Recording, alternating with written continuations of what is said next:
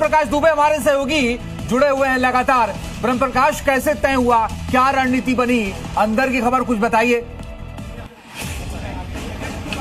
बिल्कुल, देखिए आपको बता दें कि कॉन्स्टिट्यूशन क्लब में आप मेरे पीछे भी देख सकते हैं कि बड़ी तादाद में जो है अर्धसैनिक बलों के जवान तैनात कर दिए गए हैं बैठक से ठीक पहले। और ये माना जा रहा है कि अब सरकार की रणनीति ये है कि जो तीनों मांगे मानी है आधिकारिक तौर पर जो है सीजेपी को बताएंगे यहाँ पर बैठक में 3:30 बजे जो होने वाली है, और उनसे अपील करेंगे कि जो आंदोलन जिन मांगों को लेकर आपका था वो सरकार ने देखिए पूरी मांग ली है, और आगे भी सुधार के लिए संशोधन विधेयक सरकार ला रही है संसद के भीतर, उस पर भी कानून बनेगा। और अब आप अपना विरोध प्रदर्शन वापस लीजिए। तो लगता है कि आज जो छात्रों का विरोध प्रदर्शन है वो समाप्त हो जाना चाहिए, इस बात की उम्मीद है। लेकिन रही बात अपोजिशन की, क्योंकि संसद का सत्र चल रहा है, विपक्ष किन नई मांगों के साथ सोमवार को सामने आता है ये देखना होगा, क्योंकि सोमवार को विपक्ष की पार्टियों की बैठक होगी और इस पर वो रणनीति तय करेंगे कि सरकार संसद के भीतर जो संशोधन विधेयक ला रही है उस पर विपक्ष की क्या रणनीति हो, क्या नई मांगे जोड़ी जाए।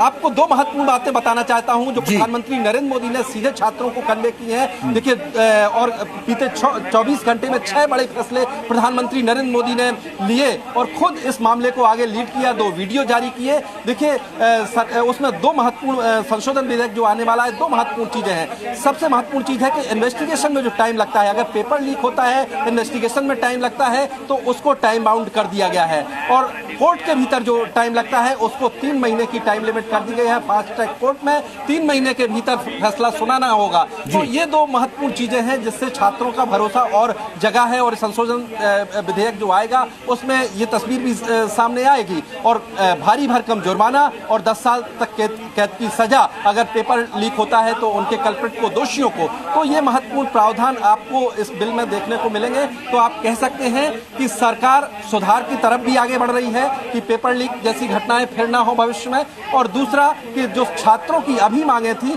वो भी पूरी तीनों मांगे सरकार की तरफ से मान ली गई हैं। क्योंकि अभी कुछ देर पहले जिस तरह से जंतर मंतर पर फिर से हालात उत्पन्न हुए थे, पथराव की स्थिति बनी थी, वहां भीड़ बढ़ती जा रही थी। और सबसे महत्वपूर्ण बात, आपको एक बात और समझनी होगी कि इस आंदोलन का स्वरूप और दायरा व्यापक हो रहा था। ये छोटे शहरों और गांवों तक पहुंच रहा था, युवा इससे ज्यादा प्रभावित हो रहा था, और युवाओं की आवाज पहुंचने लगी थी दिल्ली तक। तो कहीं ना कहीं इस बात का भी सरकार को ध्यान था, और इस बात का भी आप कह सकते हैं कि दबाव जरूर था शिक्षा मंत्री पर, और धर्मेंद्र प्रधान ने शायद यही सोचा कि ब्रह्म प्रकाश बने रहिएगा। एक बड़ी खबर हम बता दें दर्शकों को, कॉकरोच जनता पार्टी ने क्या लिखा है वो समझिए। वो कह रहे हैं कॉकरोचेस वोन डेमोक्रेसी वोन, यानी कॉकरोचों की जीत हुई है और लोकतंत्र की जीत